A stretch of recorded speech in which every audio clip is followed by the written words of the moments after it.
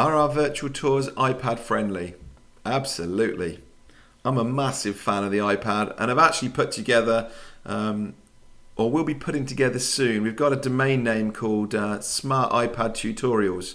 And I'm such a big fan of this, and I tend to help a lot of people out with how do they do this, or so many people say, I didn't know you'd got that app.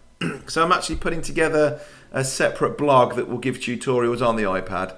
So I say that really just to add weight to the fact that yeah, I'm a huge fan of the iPad, and I certainly wouldn't be doing this if I couldn't get my tours to work on here. Now, this is an example. Let's try and get it without any reflection going on here. There we go. This is a virtual tour of Kim Bolton's school that we did. And as you can see, that is working perfectly well in this browser. I'm really not doing this justice, am I? There it comes. And the functions are there that you can pinch and zoom. We have a map that you can click on here.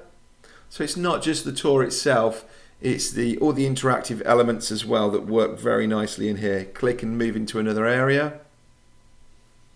And I will cover this more. We'll do a tutorial looking down onto this screen and show you a little bit more about how best to use it.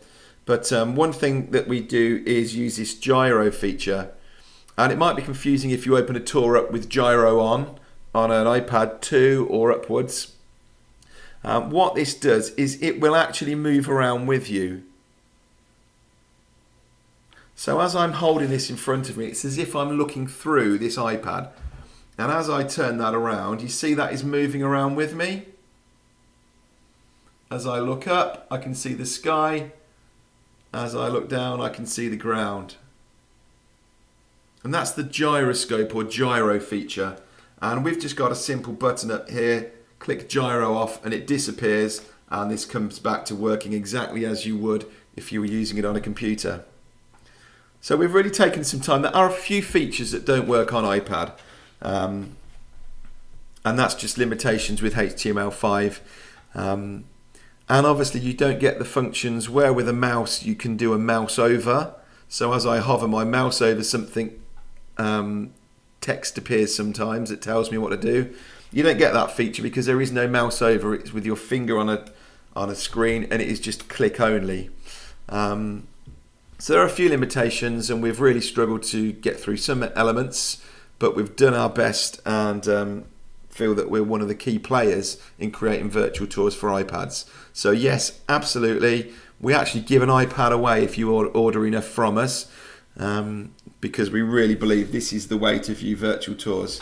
They'll also work on a phone as well. I haven't got one loading up here, but exactly the same thing works on your iPad as it does on an iPhone, and all the Android and other devices as well. So yes, go out and get an iPad if you haven't got one, and have a look at our virtual tours on there.